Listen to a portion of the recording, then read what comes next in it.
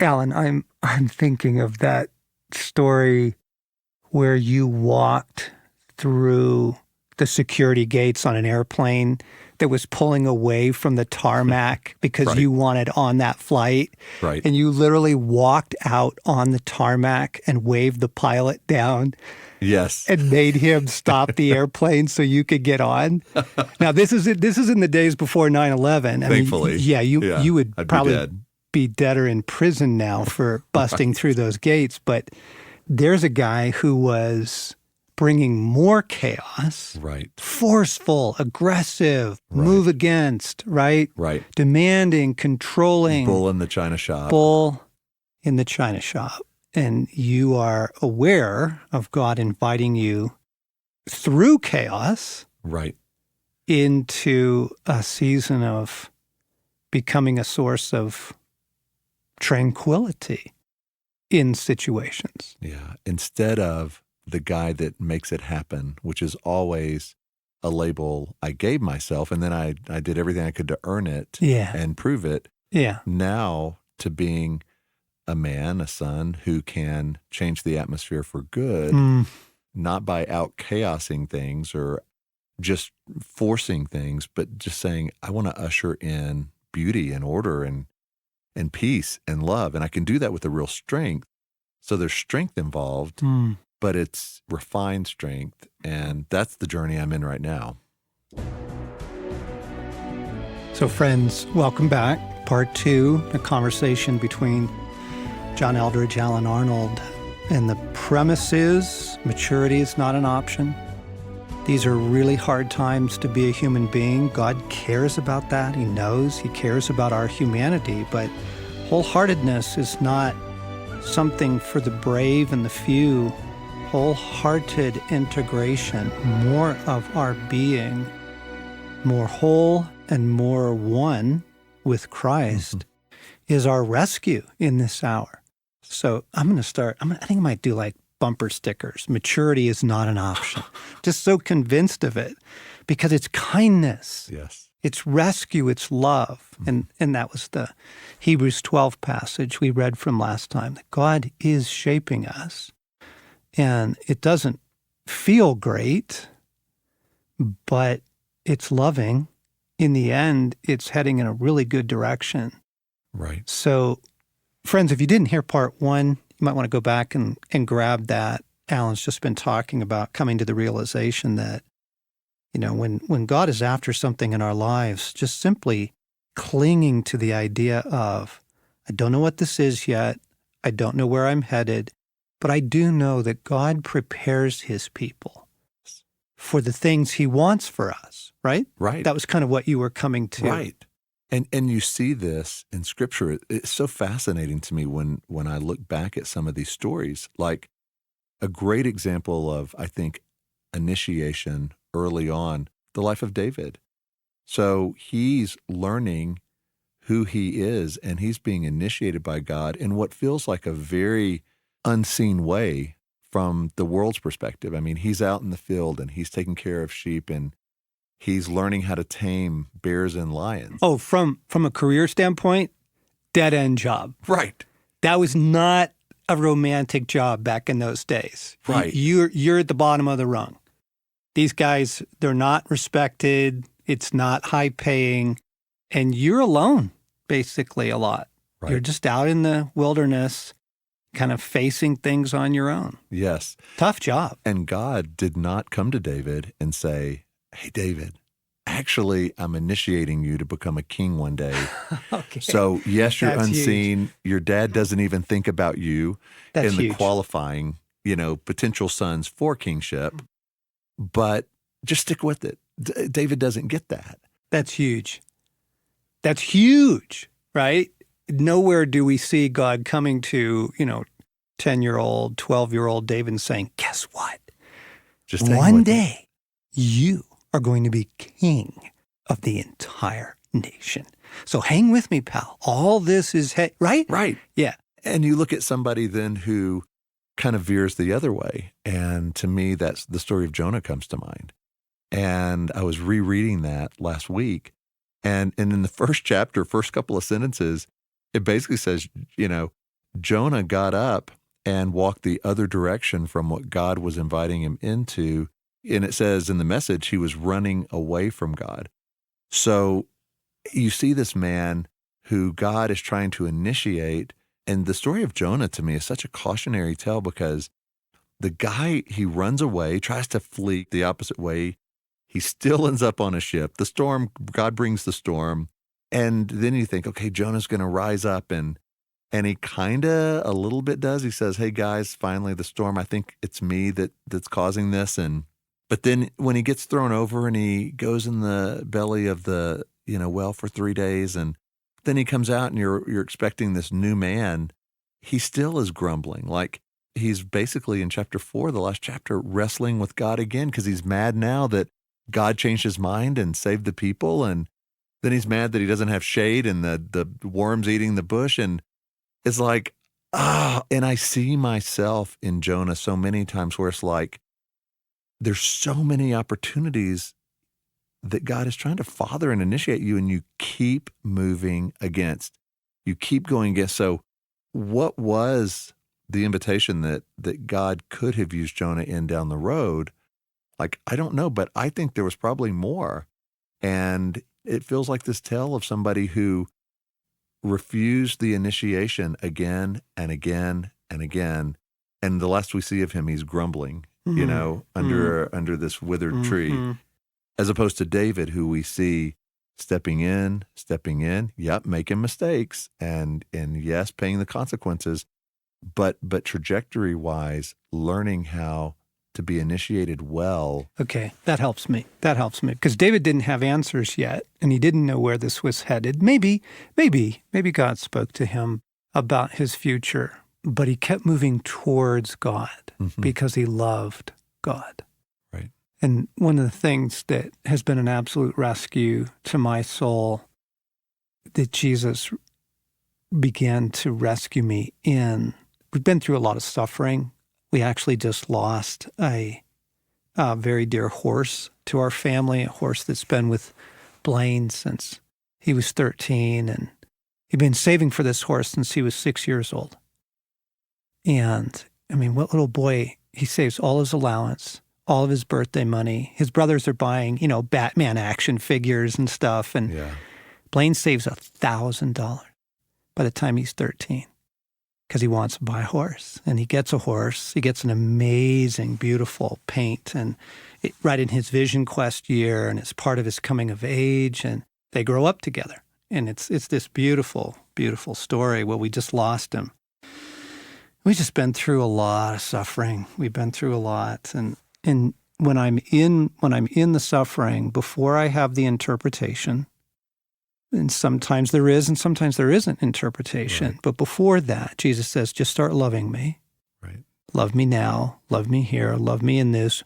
Move your heart in my direction. Come towards me in this, which is, I think, what David was doing. We don't know how much he understood of his story, but we know he kept moving towards God. And in the Psalms, we see him, even in wrestling, moving toward God. Yeah, I love you anyway. Yes. I love you anyway. Yes. Now, what is going on? Right? Yeah. Right. Because Alan, as we move into some thoughts on how people can interpret their story, with the big idea here is it's not pointless. God's up to something. Mm-hmm. He's actually preparing you for greater things. Right. He wants to entrust more of his kingdom to you, more blessing. Yes. Right. But you have to be in a place you can handle it well. So that's the hopefulness. And before we jump into, okay, so what do you do with that? I do want to say, gang, we are not implying that every hard thing in your life is from God. No.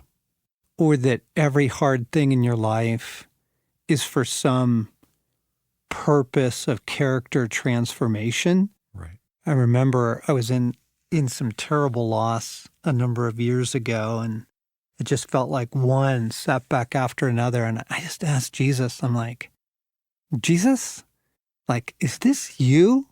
And he said, no, but I can meet you in it.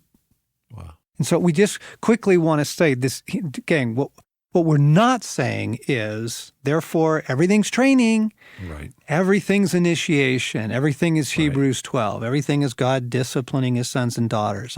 There is a branch of Christianity that believes that. We don't believe that. No. There are forces of evil in the world. There's a thief who comes to steal, kill, and destroy in Jesus' own words. Yeah, there's broken and sinful human beings that can really screw up situations. They can wreck a marriage. They can bring a house down. They can destroy a church, a friendship, a corporation. So there are many other reasons in a dynamic world for the hardness that we go through. We're not trying to simplify it and just say, hey, gang, if you just understand this is God shaping you, But what we are saying is, Jesus said, but I can meet you in it. I can meet you in it. So, Alan, is the chaos, and I'm just cracking up. You're writing a book on chaos, fiction book, but with spiritual parallels, meaning. Right. You're writing a book on chaos. Your life suddenly is full of chaos, relational chaos, financial chaos, parenting chaos, family chaos. And if you'd like some career chaos, I could throw that in. But, Please don't. How did you make the shift to, the point you're trying to bring us in this conversation is, hey, God could be preparing you for something. How did you get from the internal world of, yikes, oh no, all the upheaval? What shifted you? Well, what shifted me was I started, when it first began, I just realized, man, life is getting harder, and I'm not enjoying, like, if I come home and we've got 3 teenagers and if it's constant, they're great kids, but if it's constant management of discipline and correcting and helping and rescuing and changing, and I found myself, my spirit was getting a little bit weary. And John, I realized I either need God's interpretation for this because the chaos is building and the refrigerator goes out and then the microwave goes out and then the car that has 200,000 miles now needs more money in it than it's probably worth. And so as everything starts to build, I found myself going, either I'm going to, I know myself well enough to go, I'm going to start looking for relief in other ways because the chaos is, I need some form of joy or bliss, and I'm going to start finding it some way, which may not be healthy, or I need interpretation and I need to step into, not that God, again, like you said, he's not causing so much of this. I really dislike the view of God being this teacher that stands at the back of the room with his arms crossed, and until we pass the test, he just stands there staring at us. I don't see God that way. He does teach us things, but I see God as a father who will take any circumstance, like you said, and initiate us through it, use it for good. And so rather than allow myself to just start looking for relief from the chaos, it was a chance to go, right, God, you have so much to initiate me in this. And the thing is, God chooses how he wants to initiate us. Like, God doesn't really ask, he's never asked me for permission to initiate me, but it is my choice whether to step into it or not.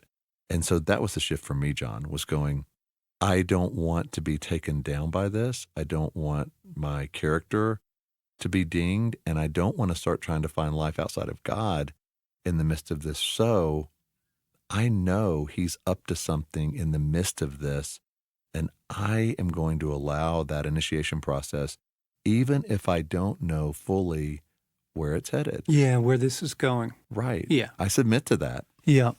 Okay. So, gang, now we are in part 2, and now I do want to give a little bit of direction. But let me first put this in a larger context, because this was on your heart to bring into conversation this week. But there's a larger thing going on, Alan. And we've seen a number of really, really good people kind of sabotage lately in some pretty awful ways. up to the point of taking their own life. Mm. That there is a sifting going on right now. And I want to very quickly say, and I don't think it's from God. I think that there is a great deal of pressure in the world, and the enemy is using that pressure, and he finds our brokenness, and he hammers us there.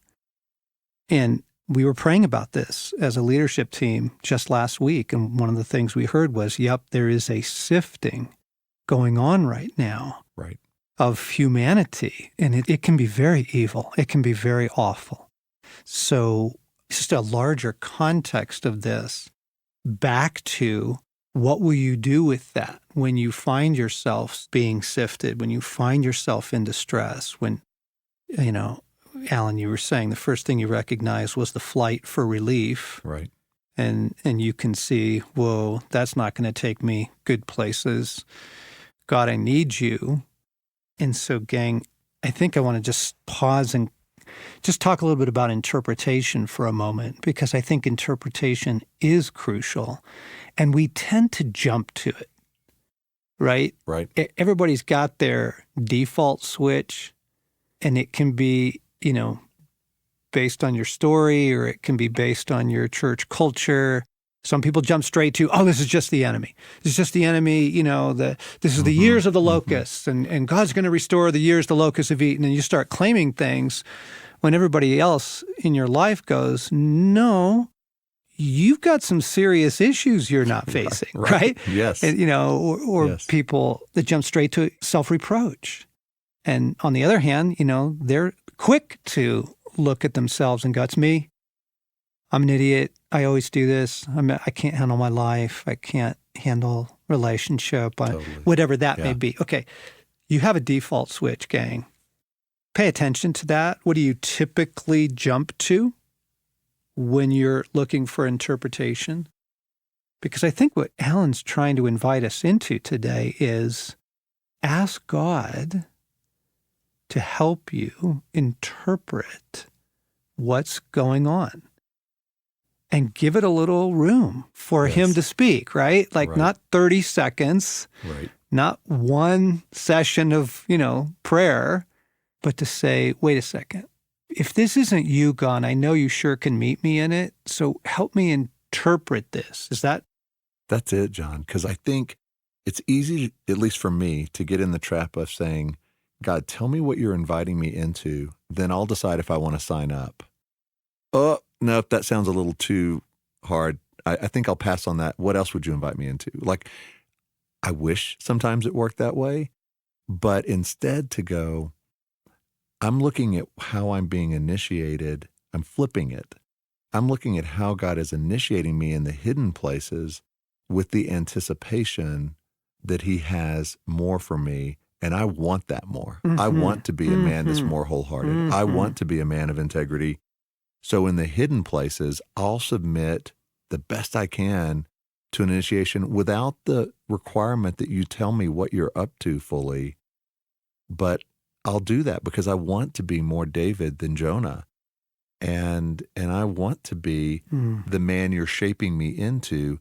And God doesn't owe us all the upfront details for that to happen. So I think it starts with that. But he can certainly show you what he's working on. Oh, yeah, that's apparent. I mean, that. Right? Right. I mean, you do have clarity on that. Totally. You don't know where it's headed. Right. But in the current, you're like, oh, it's my control, or it's my forcefulness, or it's Right. my flight for relief. Right. Right? Right. You look for those things. And I think that is the first starting point is what is taking me out now? Where am I losing peace? Where am I not liking who I am? Where do I feel absence from God? And you start looking at these things.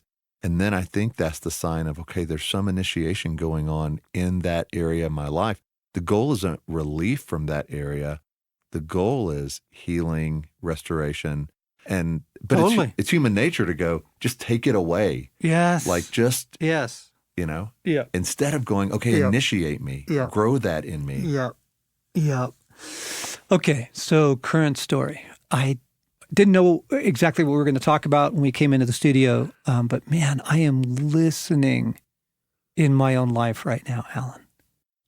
And I'm just in another one of those episodes where our sleep has come under a lot of attack. And in this case, it's very clear it's spiritual warfare, because when it's not there, we sleep great. So it's not nutrition or hormonal or brain chemistry or stress and poor living and Yes. not practicing Sabbath, because when it's not there, we sleep really well. So we're in another round, and it's just awful. It's really brutal stuff. And I can feel it flushing things inside of me. And I do want answers. I do want victory. I want this thing to resolve well, Yes. right? But I can tell that in the meantime, there is some wholeheartedness that does not exist in me. And this is flushing that. There's fear. There's old places of, you're on your own to figure this out. You fix this, And so this is flushing things. I think the assault is straight from hell, but I think God is, what you meant for evil, God meant for good in Joseph's language. I think that God is able to take any hell in our lives and throw it back in the enemy's face. Right. By working redemption in us so that we come out wholer, stronger, more united with Christ, more of those, let's call it uninhabited real estate. There's places in our souls, tracts of land, real estate, that actually isn't yet in union with Jesus. Right. And this stuff will sure flush it, won't it? Oh, it will. If we let it. If we are aware of it, and if we are willing to let God shape us in it, I think it's amazing who we can become. Yeah. And then we look back at it later and go, actually, he was preparing me for far more than I thought. Like in the publishing situation from the first episode I told you about. Yeah, right. It's huge. That wasn't even a job title. It wasn't on your radar. Right. But it was on God's. So, listeners, let me just suggest the hope is, even if it's something that's meant for evil in your life, even if it is the harm of other people, even if it is the assault of the enemy, the hope is that God can meet you here. Yes. God can meet you here, and he can use the current distress to bring about a greater wholeheartedness. And from that place of greater wholeheartedness, new things can unfold. Beautiful things can unfold, things that God may have in mind for you that we're not ready yet for, because we need the wholeheartedness first. So I would say, don't leap to interpretation or notice your leap, right? Notice your knee jerk. Oh, I know what this is. This is, lay that before God, lay that down, and begin with, Jesus, meet me here. Right. Meet me here. Don't know what this is. Don't know what, even if it's your fault, gang, still the redemption is available. Right. Jesus, meet me here. What are we working on? What are you after? And the first ascent is, I give everything inside of me to you. I may not fully understand yet what needs wholeness or even how we're going to get to wholeness. That's good. But I give everything inside of me to you, Jesus. You have my yes. And I do pray for victory. I do pray for resolution. Yes, you don't want to live in chaos. No. No.